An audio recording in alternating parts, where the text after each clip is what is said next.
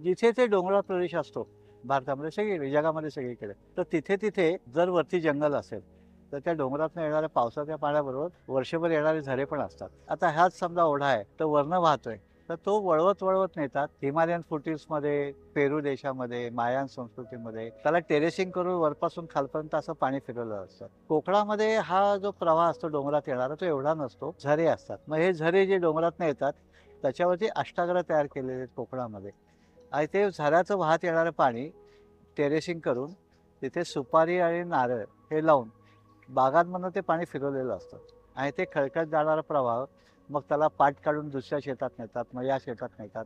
त्याचे हे ठरलेलं असतं, आज कोळी न्यायचं, उद्या कोळी न्यायचं. वरती साचण बाव असते आणि त्यातलं पाणी ठिपकत राहतं, भरत राहतं आणि ते वाहत येऊन सगळ्या नारळी सुपारीच्या बागांना शिंपण होतं आणि हे शिंपण दर पावसाळ्यानंतर परत एकदा साफ करायला लागतं, नाहीतर पाणी पुरेसं होत नाही. पाणी कुठेही रस्ता काढतात. तर पाटाचं पाणी हा जो प्रवाह आहे हे निसर्गाचा डोंगरातल्या जागेमध्ये करता येतं. तर ते डोंगरातल्या जागेमध्ये असं आपण आपल्या पूर्वजांनी खूप छान काम केलेलं आहे आणि त्याच्यातनं खूप उत्पादकता आणि संपन्नता तयार झालेली आहे. तर हे निसर्गाचं येणारं पाणी निसर्गात तिथे जंगलामुळे पाणी येतं. त्याचे जिथे ते देवराय आहेत, तिथे तिथे पाण्याचे झरे आहेत आणि त्या पाण्याचा सुयोग्य वापर आपल्या पूर्वजांनी केलेला आहे.